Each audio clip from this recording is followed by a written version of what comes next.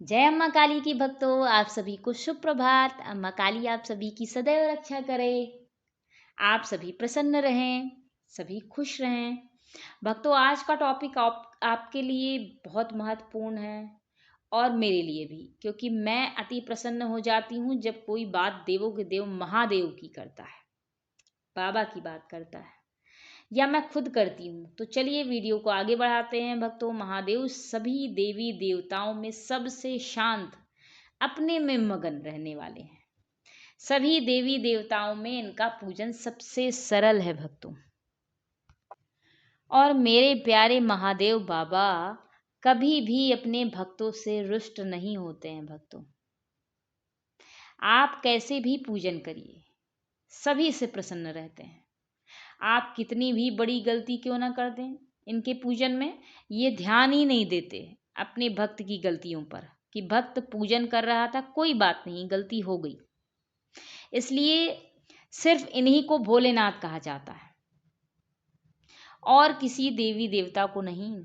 तो चलिए आपको बताती हूँ कि शिव जी की साधना करने से, महादेव की साधना करने से क्या संकेत मिलते हैं आपको। चलिए वीडियो को आगे बढ़ाते हैं।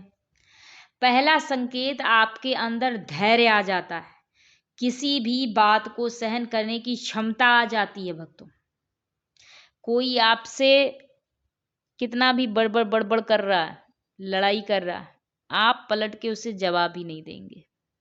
एकदम शांत हो जाता है चित्त आपका, कोई फर्क नहीं पड़ता, कुछ भी कहने दो उसे, कह रहा, शांत हो जाते हैं। जैसे मेरे भोलेनाथ हैं बाबा, वैसे ही आपको भी अपना गुण देते रहते हैं वो, अगर आप साधना उनकी पूजा करते हैं तो। दूसरा संकेत, कितना भी कोई व्यक्ति आपसे रुष्ट हो, आपसे बात करते ही शांत हो जाता है। कितना भी क्रोधित मुद्रा में हो, अगर आप उससे बात कर लेंगे तो वो शांत हो जाएगा। तीसरा संकेत, साधना के दौरान आपको नींद कभी नहीं आती है। जब भी आप साधना उठाएंगे भोलेनाथ बाबा की, महादेव बाबा की, आपको उतने दिन, चाहे वो 11 दिन की हो, 21 दिन की हो, कितने भी दिनों की हो, उतने दिन आपको नींद नहीं आएगी भक्तों। ये बहुत बड़ा संकेत है बाबा की कृपा के। चौथा संकेत भक्तों, घर में आपके एक तरह की शांति का माहौल होता है, एक सकारात्मक ऊर्जा का प्रवाह होने लगता है। ये भी महादेव की कृपा का ही संकेत है। पांचवा संकेत, आपको भैरव बाबा या भोलेनाथ का स्वप्न दिख सकता है।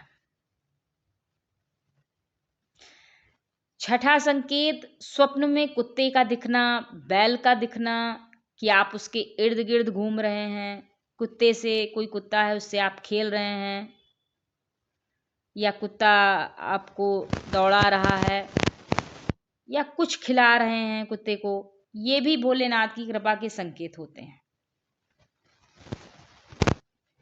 भक्तों, कभी कभी भोलेनाथ की साधना जब आप करते हैं तो डराने वाला भी रूप वो आपको दिखाते हैं। आपको बड़ी दाढ़ी में, काले वस्त्र में, जैसे अघोरी होते हैं, उस तरह का भी रूप आपको वो दिखाते हैं। कोई बाबा दिख सकता है स्वप्न में, जिसकी आंखें लाल और बड़ी हो सकती।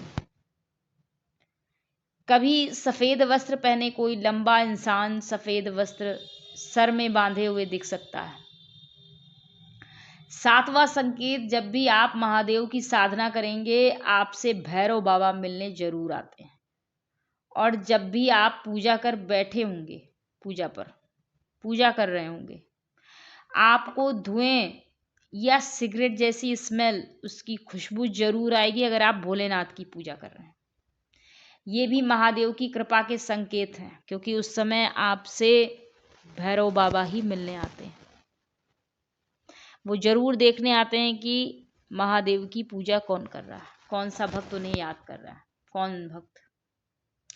आठवां संकेत, पूजा पर बैठने पर तेज नगाड़ों की आवाजें, शंख की तेज घंटी की आवाजें सुनाई देना, ये भी एक बड़ा संकेत है भक्तों, महादेव की कृपा का।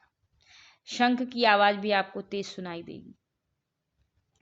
नवा संकेत, डमरू बजते हुए आपको साफ साफ सुनाई देने लगता है, खुले कान से, मतलब आप पूजा में बैठे हैं और आपको सुनाई दे रहा है कि डमरू बज रहा है कहीं, और आपका कान, आपका हृदय, आपका मस्तिष्क उस तरफ खिंचते चला जाएगा।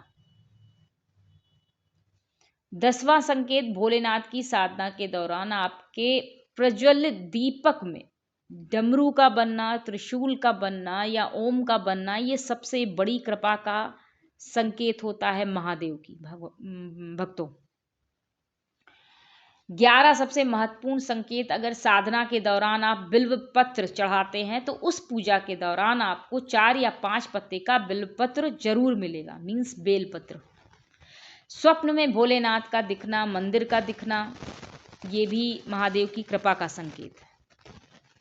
12वां संकेत, आपको किसी पर भी क्रोध नहीं आता जल्दी, एक चमक आ जाती है चेहरे पर, एक अलग तरह की कांति रहती है। स्वप्न में आपको सर्प भी दिख सकते हैं भक्तों। तो ये सारे संकेत आपको तब मिलते हैं जब आप भोलेनाथ की कृपा प्राप्त कर लेते हैं, आप पर महादेव की कृपा होती है, आप उनके प्रिय हो जाते हैं। तो ये थे कुछ संकेत भक्तों जो आपको बताना जरूरी था कि जब आप पर भोलेनाथ की कृपा होती है तो ये संकेत मिलते हैं। चलिए अपनी बातों को यहीं विराम देती हूँ। आपको वीडियो कैसा लगा बताइएगा जरूर, चैनल को सब्सक्राइब कर लीजिएगा, लाइक करना मत भूलिएगा।